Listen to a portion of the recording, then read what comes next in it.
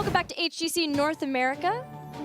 No Tommorrow has beaten Team Freedom in the first Battleground Sky Temple, and that's one of the few wins No Tommorrow has gotten so far, so really starting to find some synergy within their team and within each other, and No Tommorrow now will pick Braxis Holdout as our second map. Second map here. No Tommorrow Braxis Holdout is the choice. Interesting to see Braxis. Is there anything, when looking at these scenes, both, oh man, when it comes to the Zul'jin history, my Zul'jin history is very inaccurate. I know GFE's busted it out. Team Freedom has too. Team Freedom's busted it out, but I don't think No Tommorrow. I'm looking now. All right, so we have a Zul'jin opportunity here that we are on Braxis for Freedom. Maybe even the other side. You know, these guys, they practice the video game a lot. It turns they can learn strategies. As I think you might have just seen from Gale Force Esports, they can all learn any of them. So yeah, that might be the case. But either way, I'm ready for it.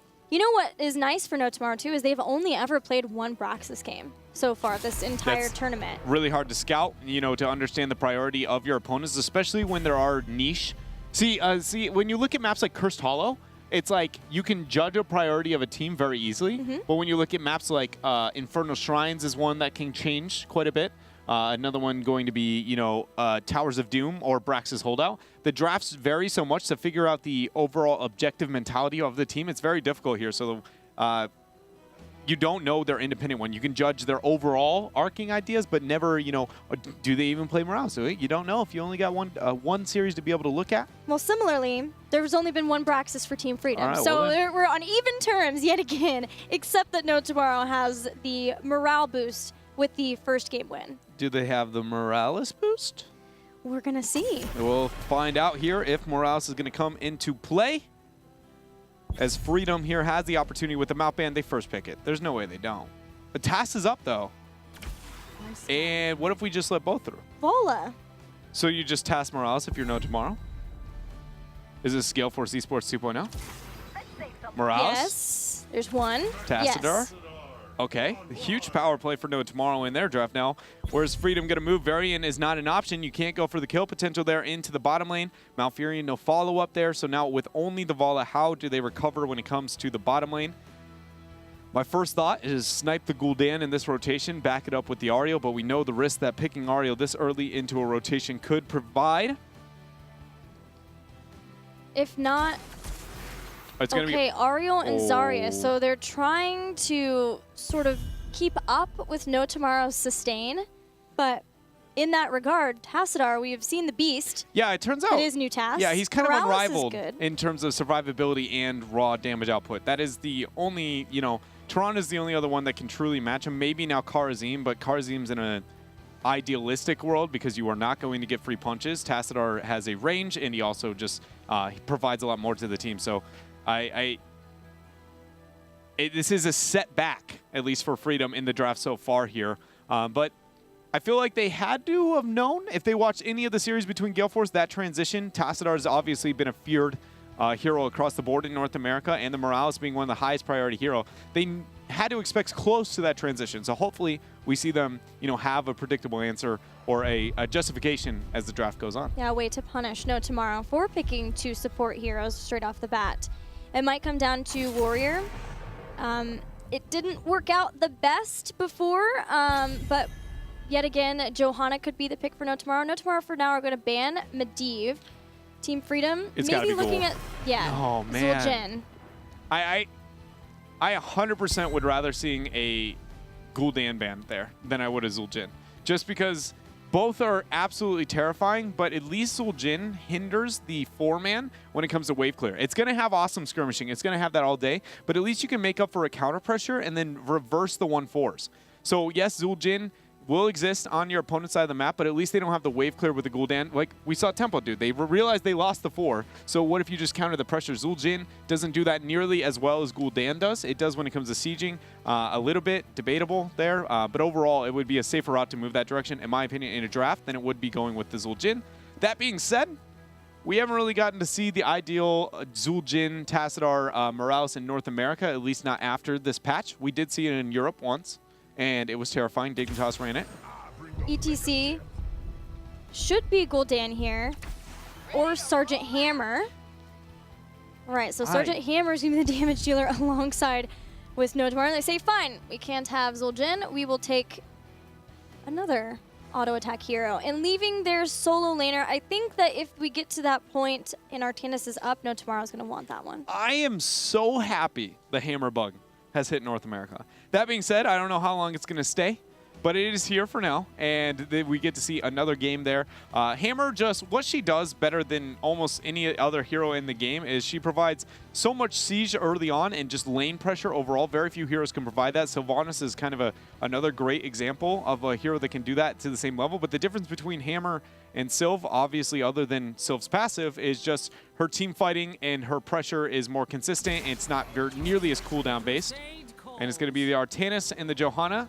You know, you hinted towards, you know, is it going to be the Artanis? In fact, it will. No Tomorrow. Is it Dahaka as the last pick? Who's the solo? Yeah, it comes down to what Casanova wants to play. It could also be Thrall. That seems to be his wait a minute, big one, but Ragnaros, yeah, is still up as well. Ragnaros is still up. I would like to see a Ragnaros here. Again, only because, I don't know, a Dahaka would be pretty solid. It comes down to the lane matchup. I think it was what I would consider the most after that point.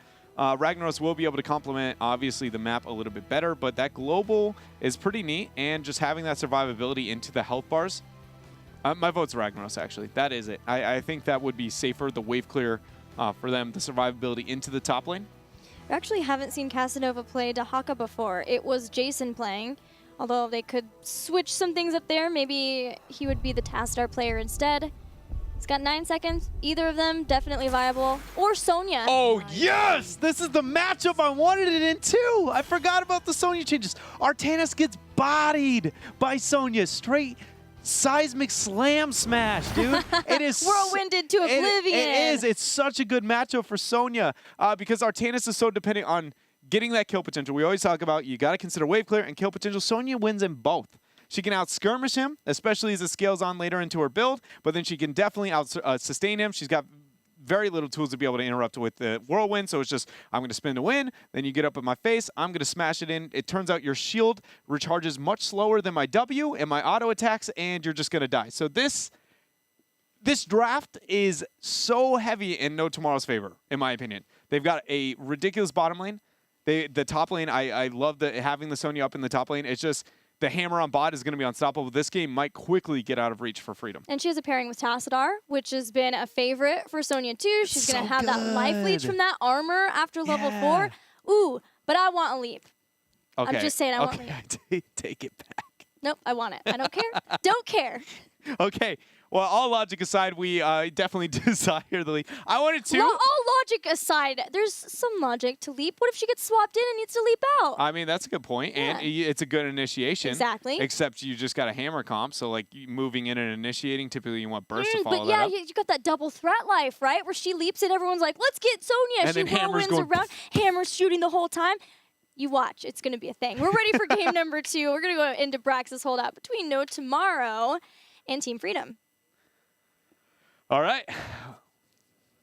Let us do it here. Brax's holdout, in fact, is going to be the map. But, man, No Tomorrow in this draft is huge. Leaps and bounds above Freedom. Leaps. Not that one. Dread wants leap too. Nope. You heard it here first. Take it back. I regret it. Let's look at... there's no world where I don't know. I guess leap wouldn't be absolutely terrible. It wouldn't... obviously, going Wrath of the Berserker is going to be probably what we see. But actually playing in, what if they did leap? How successful would it be?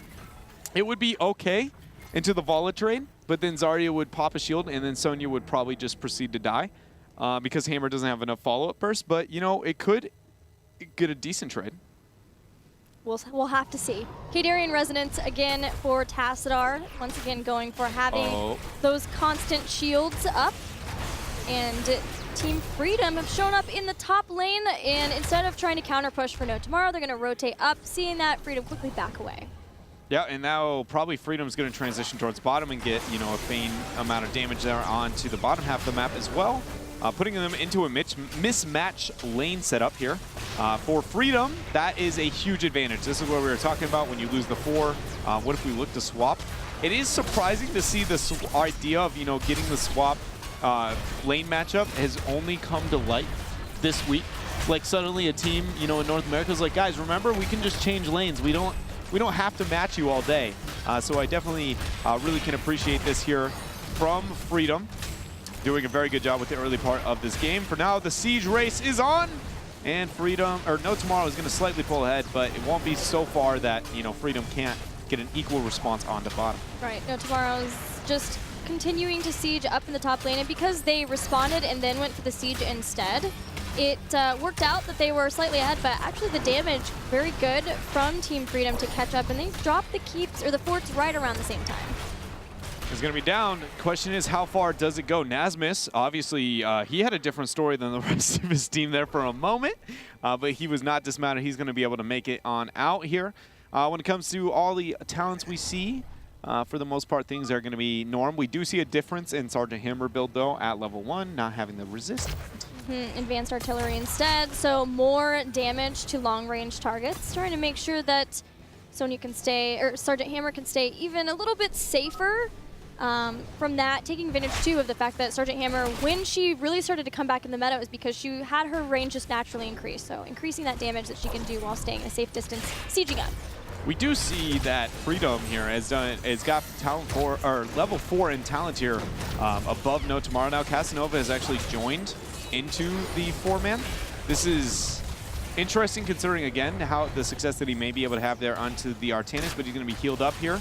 He's going to be committed. The Task Sonya Dream here into the front line again. Until 10 hits, she doesn't become absolutely terrifying. And look at that spin to win. Almost no damage there onto Casanova. As the minute he stops spinning, he loses a lot of his HP. Hammer still doing his thing.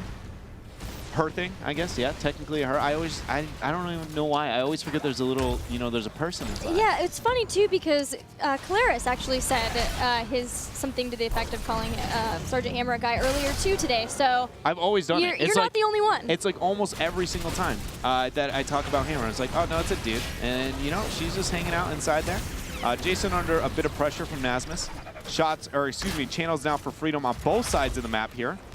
I will say that I still like the resistant talent choice better for Sonya at level 1, just because there are things like Condemn, Detainment Strike as well for Ariel.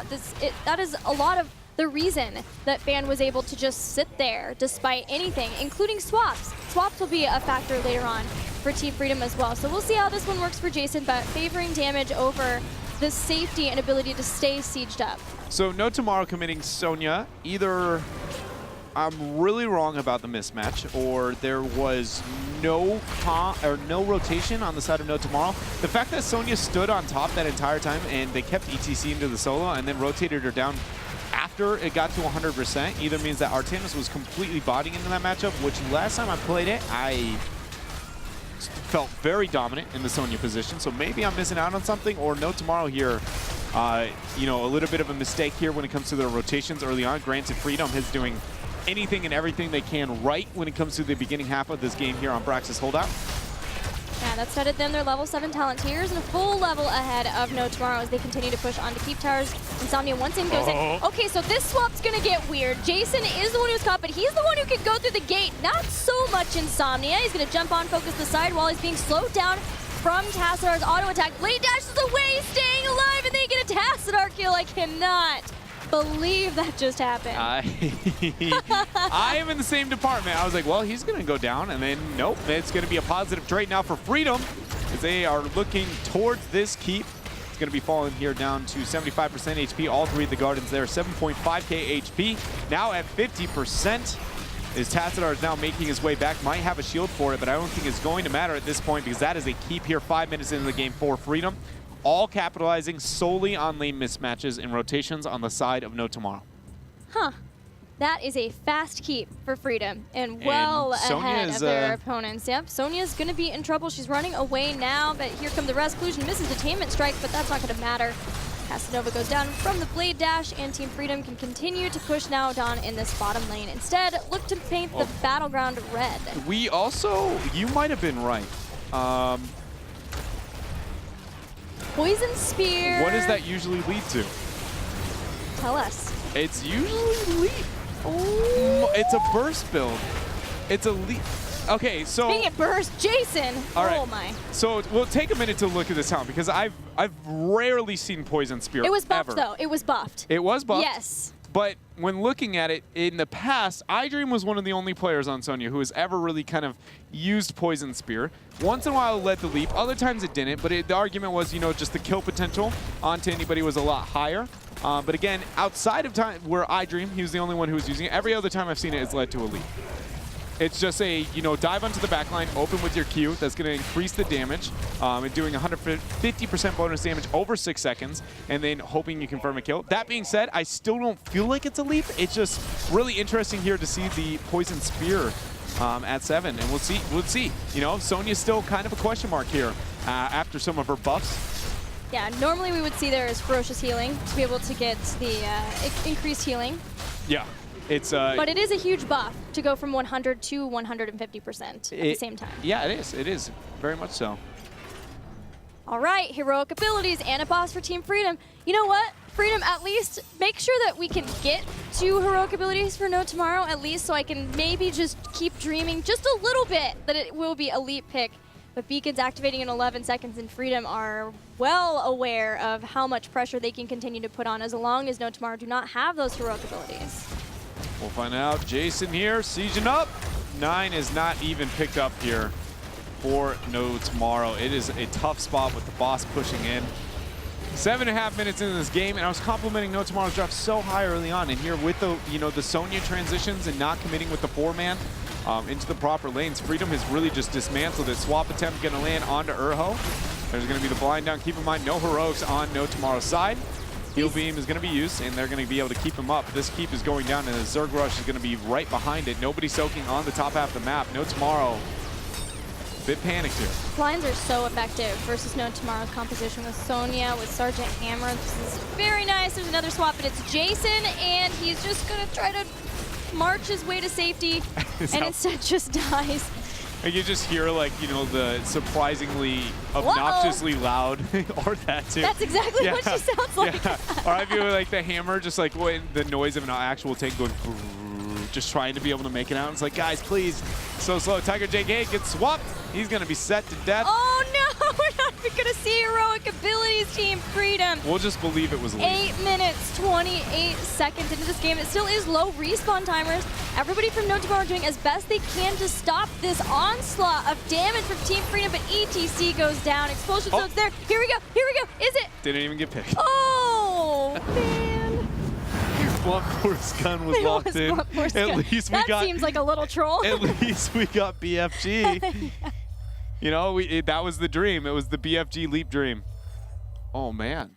That was it. Oh, it was troll. You can't. Maybe the last time we saw leap as a standard meta pick, as the must go to, there was 2 things: Hinterland's Blast and Apocalypse. That was Vegas.